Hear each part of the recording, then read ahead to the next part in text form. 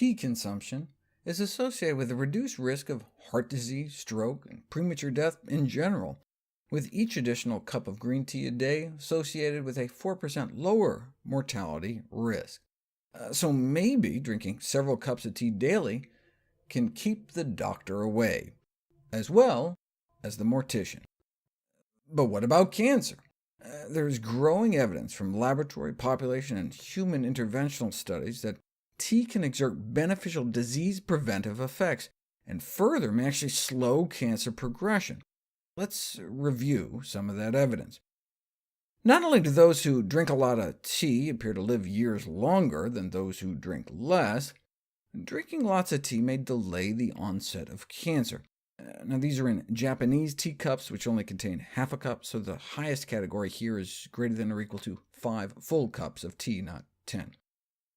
The women who did get cancer appeared to get it 7 years later if they'd been drinking lots of tea compared to those who consumed less, whereas men had a 3-year delay, the difference male versus female potentially due to smoking habits.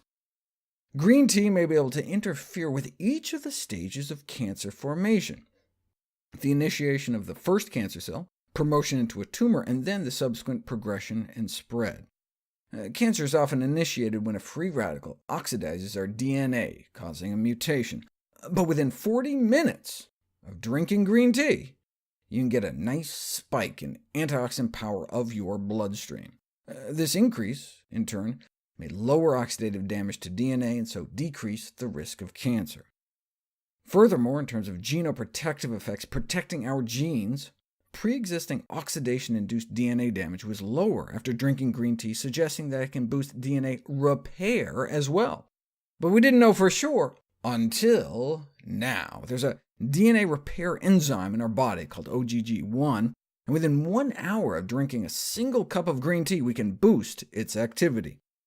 Though after a week of tea drinking, we can boost it even higher, so regular intake of green tea may have additional benefits in the prevention and/or repair of DNA damage.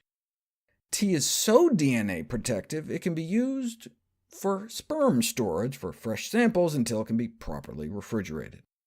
And so anti-inflammatory it can be used for pain control as a mouthwash after wisdom tooth surgery. And in terms of controlling cancer growth, at a dose of green tea compounds that would make it into someone's organs after drinking 6 cups of tea, it can cause cancer cells to commit suicide. Apoptosis, programmed cell death, while leaving normal cells alone. There's lots of chemo agents that can kill cancer through brute force, but that can make normal cells vulnerable too. So green tea appears to be potentially an ideal agent for cancer prevention. Little or no adverse side effects, efficacious for multiple cancers at achievable dose levels, can be taken orally. We have a sense of how it works by stopping cancer cells from growing, causing them to off themselves. It's cheap, and has a history of safe, acceptable use.